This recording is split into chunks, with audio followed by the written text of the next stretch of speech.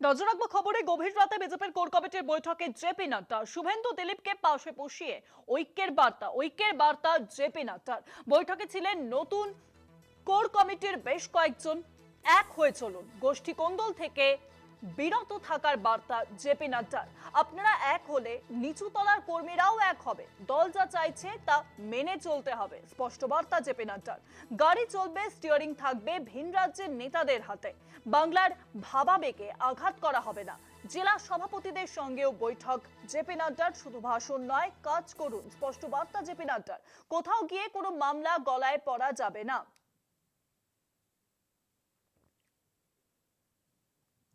JP Nadda তিনি রাজ্য সফরে এসেছিলেন এবং গতকাল তিনি বৈঠক করেন এবং সেই বৈঠক থেকে বেশ কিছু গুরুত্বপূর্ণ বার্তা দিয়েছেন তিনি। গোষ্ঠী কোন্দল থেকে বিরত থাকার বার্তা জেপি নাড্ডার। বৈঠকে উপস্থিত ছিলেন নতুন কোর কমিটির বেশ কিছু সদস্য। শুভেন্দু দিলীপকে পাশে বসিয়ে ঐক্যের বার্তা জেপি নাড্ডার। গভীর রাতে বিজেপির কোর কমিটির বৈঠকে নাড্ডা শুভেন্দু দিলীপকে পাশে বসিয়ে ঐক্যের বার্তা জেপি নাড্ডার। আরো জানবো, এখন নিউজ রুম থেকে রয়েছেন আমাদের বিশেষ প্রতিনিধি অঞ্জন রায়। অঞ্জন দা, শুভেন্দু দিলীপকে পাশে বসিয়ে ঐক্যের বার্তা দিলেন জেপি নাড্ডা। দেখো, কালকে গধিক রাতে নিউ টাউনের এক হোটেলে বিজেপির কোর কমিটির কয়েকজন সদস্যকে নিয়ে জেপি নাড্ডা বৈঠকে বসেন।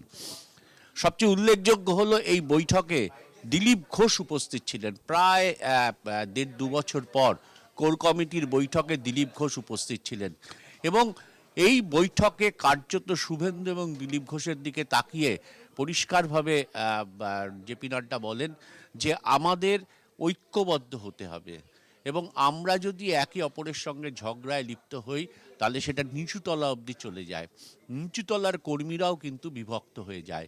ফলে আমাদেরকে আগে ঐক্যবদ্ধ হতে হবে, সবাইকে একসঙ্গে কাজ করতে হবে, সবাই মিলে চলতে হবে, তবেই আমাদের সাফল্য আসবে।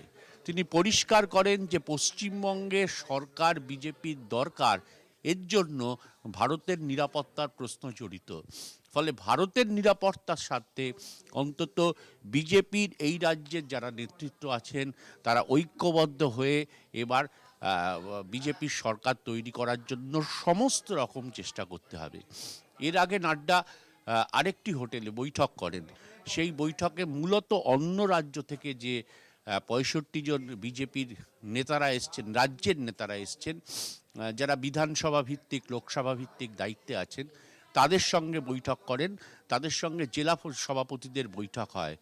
এই বৈঠকে নাড্ডা পরিষ্কার ইনস্ট্রাকশন দেন যে ইঞ্জিন চালাবে হচ্ছে এরা, কিন্তু গাড়ি স্টিয়ারিং হাতে থাকবে হচ্ছে এই রাজ্যের বিজেপি কর্মীদের, এই রাজ্যের বিজেপির নেতাদের। ইঞ্জিন যাতে কোনোভাবে বিকল না হয় সেই কারণে ভিন্ন রাজ্যের লোকরা এসছেন, তারা দেখবেন। এবং তাদেরকে তিনি ইনস্ট্রাকশন দিয়েছেন যে কোনোভাবে বাংলাকে অসম্মান করা যাবে না, কোথাও গিয়ে তারা যেন গলায় মালা না পড়েন। অর্থাৎ মূল কাজটা হচ্ছে এই রাজ্যের মানুষ, তাদেরকে এরা সাহায্য করবে, এর মধ্যে যেন বিরোধ না হয়। তুমি জানো যে আমরাই বলেছিলাম যে একটা বিরোধ সৃষ্টি হচ্ছে এই রাজ্যের মানুষের সঙ্গে অন্য রাজ্য থেকে যারা করতে এসছেন নির্বাচন, তাদের সঙ্গে। সেইটা কার্যত জেপি নাড্ডা সর্বভারতীয় সভাপতি ক্লিয়ার করে দেন বৈঠকের মধ্যে।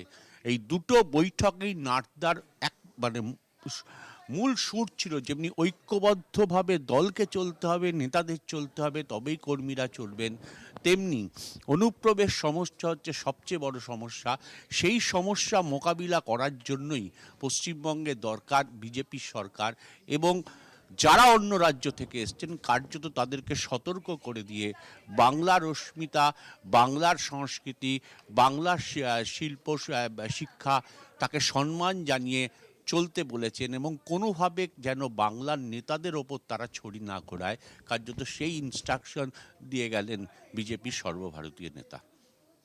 একদমই তাই। অনেক ধন্যবাদ অঞ্জন দা, নিউজরুম থেকে ছিলেন আমাদের বিশেষ প্রতিনিধি অঞ্জন রায়। বিজেপির সর্বভারতীয় সভাপতি জেপি নাড্ডা তিনি রাজ্য সফরে আসেন এবং গভীর রাতে বিজেপির কোর কমিটির বৈঠক, এবং সেই বৈঠকে উল্লেখযোগ্যভাবে উপস্থিত ছিলেন দিলীপ ঘোষ। শুভেন্দু দিলীপকে পাশে বসিয়ে ঐক্যের বার্তা দিলেন জেপি নাড্ডা। ঐক্যের বার্তা জেপি নাড্ডার। উপস্থিত ছিলেন বিরোধী দলনেতা এবং পাশাপাশি দিলীপ ঘোষ, যিনি অত্যন্ত প্রাসঙ্গিক হয়ে উঠেছেন রাজ্য বিজেপির জন্য। বৈঠকে ছিলেন নতুন কোর কমিটির বেশ কয়েকজন।